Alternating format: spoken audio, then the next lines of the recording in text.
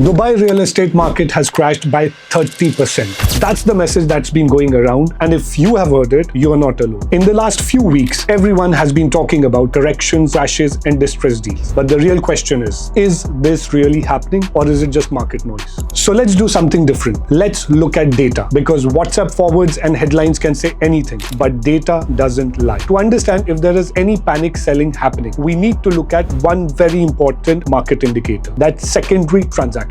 This includes resale deals of both residential and commercial properties. Now, why this matters? This matters because the real panic doesn't show in news. It shows in the secondary market, and secondary market is the place where buyers and sellers react and where the real liquidity moves. So I analyzed last 2 months secondary transaction data, and what I found might surprise you. Starting in February 2025, the average sales per unit stood at 1.5 million dirhams. In March 25 at 1.7 million. A year later, in February 26 at 1.725 million, before slightly correcting back to 1.7 million in March 26. When we look at volumes, transactions per month remain steady between 5,400 and 5,600 for the first 3 periods, before seeing a sharp 49% dip in March 26. Average price per square foot showed a consistent upward trend till February 26, eventually settling with a marginal 2% dip by the end of March 26. We just saw the data from 1st of Feb till 28th of March 2026. The war started on 28th of Feb. What happened between 28th of Feb and 28th of March? Data for these 4 weeks is going to surprise you. For the final week of February, the average sales price stood at 1.84 million dirhams. The war began on the 28th and the prices immediately reacted, dropping down to 1.625 million in the second week. By mid-March, prices rebounded and surged back to 1.8 million in the final week. Now let's talk volumes. From around 1,300 transactions in the last week of February, weekly volumes dropped nearly 50% throughout March. But here's the key insight: price per square foot. At 1620 per square foot before the war, it dipped in the following weeks. By the last week of March, it not only recovered, it surpassed pre-war levels, reaching 1650 dirhams per square foot. So what is the analysis? My take is that geopolitical volatility has definitely reduced the number of transactions by 50%, as both buyers and sellers are adopting a wait and watch approach. However, the bottom line is, it's a matter of perspective. While some might see the market is slowing down, I believe that it's just recalibrating. It's a classic case of whether the glass is half empty or half full. Me, being an eternal optimist, see this situation as the glass is half full with the room for it to grow a lot more.